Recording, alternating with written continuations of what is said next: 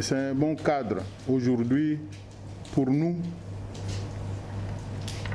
acteurs et partenaires, de se retrouver pour scruter, pour décortiquer les différents problèmes rencontrés dans la mise en œuvre des activités du projet Parent. Les discussions vont commencer bientôt avec le bailleur qui est l'AFD pour que la troisième phase soit mise en œuvre dans les jours, dans les années à venir. Ce qui importe pour nous, pour l'instant, sont des recommandations que nous allons formuler ensemble au regard de la présentation que les acteurs vont partager avec nous. Quelles sont ces recommandations que nous allons formuler? Et ça pourra nous permettre de planifier un atterrissage en douceur de Parent 2 et envisager un redécollage rapide de Parent 3. Vous le savez, de point de vue approche communautaire, c'est l'un des rares projets qui s'est investi très près des communautés pour pouvoir leur satisfaire à leurs besoins, aussi pour pouvoir s'intéresser à ce que nous avons appelé tout ce qui est la qualité de service, en particulier en commençant par le référencement à la base. Ce référencement, c'est juste quels sont les besoins d'évacuation de la communauté du niveau village vers les CESCOM et du niveau CESCOM vers les services de qualité qui se trouvent au niveau des centres de référence tels que les CCRF. Nous avons constaté qu'ils ont fait beaucoup d'efforts pour donner du matériel, des équipements qui permettent d'évacuer la communauté du village. Et je pense que les autorités qui sont là, qui représentent des collectivités, sont les mieux pour nous parler de ce qui se passe. En tout cas, pour ma part, j'ai eu à faire une très bonne collaboration avec l'équipe qui est dirigée aujourd'hui par Flori, mais qui avait un homme qui est omniprésent dans toutes les situations que Parent, j'ai pu nommer David Munkoro. Veuillez l'applaudir s'il vous plaît. Munkoro a été d'abord pour moi un conseiller technique au Parent 1. Il était parmi nous dans le bureau, mais il a eu la promotion, il est devenu le chef de bureau à un moment donné, le coordinateur, et il continue malgré tout à être avec nous tous les jours pour pouvoir mener de telles activités, pour mener à bon port le projet. Brièvement, 4 résultats sont attendus de ce projet qui a une durée de 3 ans. Le premier résultat, c'est l'amélioration de la qualité des soins de santé maternelle et infantile. Le deuxième résultat, l'amélioration de l'accessibilité financière au service des soins de santé maternelle et infantile. Le troisième résultat, c'est le renforcement du système de pilotage et la mise en œuvre des interventions des acteurs étatiques du domaine de la santé. Et le quatrième résultat, c'est l'amélioration de l'accessibilité et la qualité des services de protection contre les violences basées sur le genre. Voilà en gros les 4 résultats attendus du projet Parent. Et ces 4 résultats vont à l'ensemble des bénéficiaires qui sont essentiellement les femmes en âge de procréer, les enfants de 0 à 5 ans, les personnes victimes de violences basées sur le genre, nos prestataires de soins de santé, les membres des associations de santé communautaires de la région et plus particulièrement ceux qui se trouvent au niveau de la zone de couverture du projet, les élus locaux et surtout nos volontaires communautaires qui sont au niveau des différentes aires de santé encadrées par le projet. Les principales activités réalisées par le projet, en grand 2. Par rapport aux activités menées dans le cadre du résultat 1, je tiens à rappeler que le résultat 1 porte sur l'amélioration de la qualité des soins de santé maternelle et infantile. La première activité, c'est de réaliser des travaux de construction et de réhabilitation. Par rapport à cette activité, nous avons un volet de reconstruction et de réhabilitation de 2 CESCOM au niveau de la région. C'est dans ce cadre qu'il y a eu un état de lieu qui a permis d'évaluer les besoins des différentes structures. À partir de cet état de lieu, il y a eu un processus de priorisation des aires de santé et au finish, 2 CESCOM ont été ciblés par rapport à cette activité. Il s'agit en l'occurrence du CESCOM de Belaprandi et du CESCOM de Sariamon dans le district sanitaire de Diri. Sur la base de l'évaluation effectuée en début du projet, 27 structures ont été priorisées par rapport à cette activité de réhabilitation. Au jour d'aujourd'hui, 18 structures ont été totalement réhabilitées, soit un taux de réalisation de 66%. La deuxième activité du résultat 1, c'est de doter les structures de santé en matériels médicaux. 63 structures de santé, dont les 5 CCRF, ont été dotées par rapport à du matériel. Il s'agit essentiellement des tables d'accouchement, des stérilisateurs, des appareils à tension, des moniteurs, bref, le minimum de matériel nécessaire pour la santé maternelle et infantile. Nous avons aussi doté les structures de santé en matière de lutte contre la Covid dans notre stratégie de riposte contre la pandémie. Donc, il s'agit entre autres des dispositifs de lave-mains, des extracteurs d'oxygène, des thermoflash et des dispositifs de lave-mains au niveau des différentes aires de santé. Par rapport à la 4e activité, qui portait sur l'organisation des séances de sensibilisation en matière de santé maternelle et infantile et la planification familiale, ce sont des séances de causerie, ce sont des séances de visite à domicile qui ont été effectuées par les volontaires communautaires avec lesquels le projet travaille, avec les animateurs du projet et aussi avec les ressources humaines que nous appuyons au niveau des CESCOM. Au total, 22 000 en moyenne, ça ce sont les moyennes que nous avons calculées. En moyenne, 1193 causeries éducatives ont été effectuées, 686 visites à domicile effectuées, pour couvrir une population moyenne de 22 568 participants, dont 236 personnes en situation de handicap. En ce qui concerne les activités de sensibilisation sur la planification familiale, c'est le total des séances qui fait 3564 séances pour couvrir 16 404 femmes et 13 568 hommes. Le total fait 29 972 personnes sensibilisées. Donc, par rapport aux activités de protection, nous avons formé des prestataires de soins sur l'identification, le référencement, la prise en charge des cas de violence basées sur les genres. Les activités de protection ont essentiellement commencé à partir du mois de janvier 2020. Donc, au total, 148 causeries éducatives et 55 visites à domicile ont été menées dans ce sens, afin de couvrir en moyenne 5118 participants. Recommandation 1.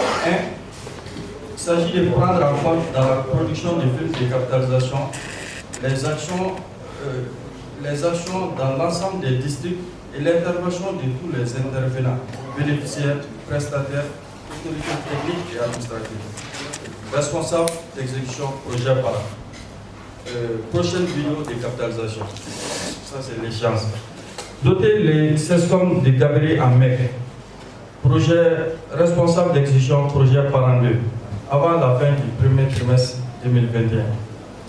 Renforcer les capacités des prestataires en imagerie et sonique. Projet par an, avant la fin du projet. Donc, c'est pour par an 3. Renforcer la communication de la mise en œuvre des activités au niveau communautaire, vaccination, stratégie avancée. Responsable d'exécution à Savo. Prochain financement. Préciser les responsables de mise en œuvre des activités dans les plans de travail de parents. Responsable projet parent immédiatement. Appuyer la Verascom et les Verascom pour la tenue des réunions statutaires. Projet parent, phase suivante. Donc, voici quelques recommandations que j'ai notées. Le projet parent, projet d'appui à la relance du bien-être de la femme, de l'enfant, des nouveau-nés, dans le cadre de la reconstruction de la région de Tombouctou, est un un projet qui a fait de très grandes réalisations sur l'ensemble de la région, dans le domaine de la formation, dans le domaine de la réhabilitation des SESCOM, dans le domaine des ressources humaines, dans le domaine de l'équipement, et vraiment dans plusieurs domaines. La recommandation forte, c'est qu'on a vu Parent 1, on a vu Parent 2, on a vu tout ce que Parent a réalisé pendant ces deux projets. Nous souhaitons vivement qu'il y ait Parent 3 avec les recommandations fortes qui ont été faites aujourd'hui au comité de pilotage dans le cadre des VBG et dans le cadre aussi de la formation dans l'imagerie médicale pour renforcer les capacités des médecins-chefs et pour permettre une très grande fonctionnalité des centres de santé dans la région de Tombouctou. Nous, acteurs communautaires, notre message à l'endroit, en tout cas de l'équipe projet, c'est des remerciements et des encouragements parce que notre accompagnement déjà ne fait pas défaut.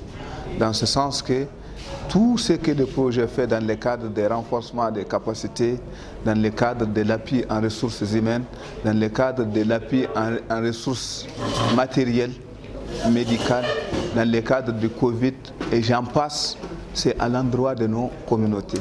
Et témoigner ici tout notre accompagnement et tout notre soutien au projet Parent 2, tout en priant Dieu, le Tout-Puissant, de nous permettre de voir le projet Parent 3. Après cette réunion du comité de pilotage, mon sentiment, c'est un sentiment de satisfaction par rapport aux échanges que nous avons eu à faire avec les différents partenaires chargés de la mise en œuvre du projet Parent.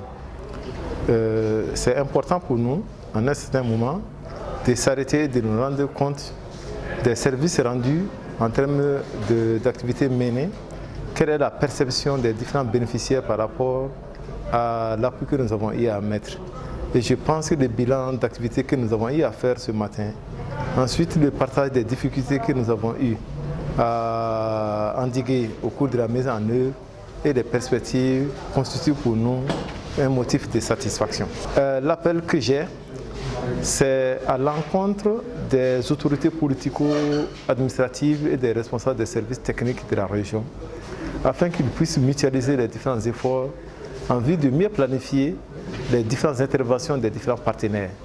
C'est vrai qu'au niveau de la région, avec le peu de ressources que nous avons, si nous les utilisons de façon efficiente, nous pouvons potentialiser les différents appuis que nous faisons au niveau de la région. Ému, mais aussi réconforté par votre présence. Cela démontre à suffisance l'intérêt que vous portez sur ce projet de santé, santé maternelle et infantile. Le projet, ce n'est pas un projet de HI, ce n'est pas un projet de consortium, c'est un projet de la communauté. C'est un besoin exprimé par la communauté. Nous, on a juste fait de porter le message de la communauté. Et c'est ici l'occasion pour moi, comme M. le maire l'a dit, c'est de s'approprier ce projet, dès le début jusqu'à la fin. Et ce sera un plaisir pour nous de voir cette mobilisation de la communauté. Et cela va nous donner beaucoup plus d'énergie pour continuer à nous battre afin d'améliorer la qualité de nos prestations. Nous adressons nos remerciements aux différents partenaires. Partenaires du consortium, je pense au responsable de SADEV, responsable de Santé Sud, responsable de SMARA, responsable de Maristop. Et ces cérémonies ne concernent pas seulement Bela Farandi. Nous allons mener la même activité de construction de centres de santé au niveau de Saréamou. Et nous osons croire que c'est avec le même engouement que la communauté de Saréamou, qui est dans le besoin extrême, pourra s'approprier ce projet. Le consortium continue à solliciter votre accompagnement dans l'identification des besoins, mais aussi dans l'accompagnement des activités que nous sommes en train de mener. Je vous remercie. Comme je l'ai dit, aujourd'hui est un grand jour. Il restera gravé dans les annales du CESCOM. L'événement qui nous réunit ce matin est très significatif. C'est la pose de la première pierre de la construction de la nouvelle maternité. Cette réalisation procurera un grand soulagement aux femmes enceintes, à leurs proches, à toute la communauté. Parandé a inscrit parmi ses interventions prioritaires la réhabilitation ou restauration des deux CESCOM qui sont dans le besoin absolu de rénovation. Il s'agit de ceux de Belafarandi et de Sareyamo.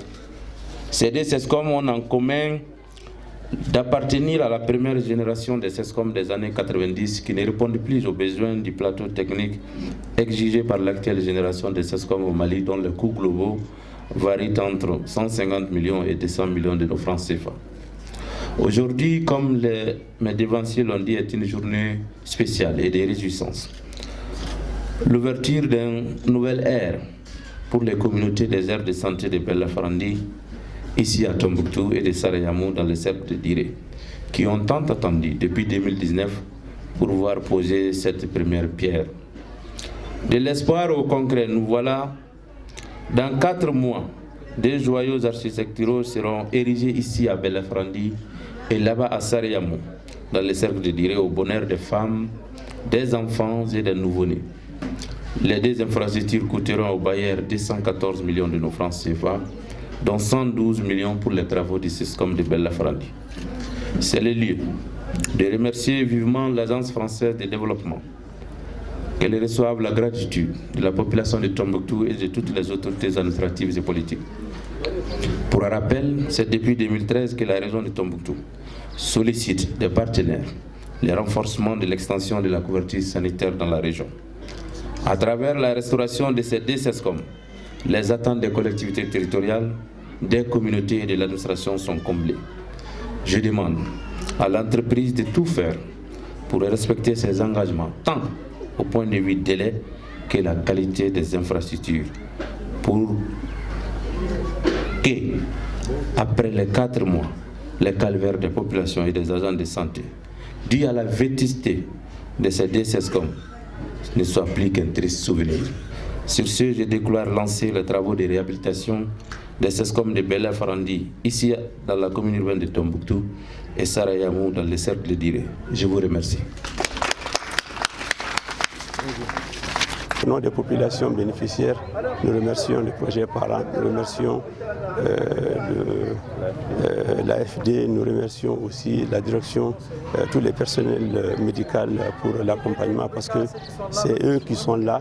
Donc il faut également les remercier parce que nous avons vu les CESCOM tout de suite là, on voit que cette reconstruction et cette réhabilitation est une nécessité parce que le CESCOM se trouve dans un état qui vraiment nécessite cette reconstruction. Donc on les remercie et nous recommandons également aux partenaires de faire le travail tout en respectant ce qui est dans le cahier des charges et invitons les populations bénéficiaires à accompagner les partenaires pour que les travaux se réalisent dans les conditions les meilleures afin que nous ayons le CESCOM de notre souhait. Au cours de cette deuxième phase, nous avons un objectif global qui est de contribuer à la relance du système de santé qui devrait être conforme à celle définie par la politique nationale de santé du Mali. Et spécifiquement, le projet parent compte axer ses efforts sur 2 points, à savoir le renforcement des différentes structures et le renforcement des capacités des prestataires de santé. Les travaux de reconstruction et de réhabilitation dont nous faisons le lancement ce matin s'inscrivent dans le cadre de la première activité, à savoir l'appui au renforcement des différentes structures. Voilà en gros ce que compte faire le projet parent pour sa deuxième phase qui a commencé depuis 2018 et qui va prendre fin le 30 septembre 2021.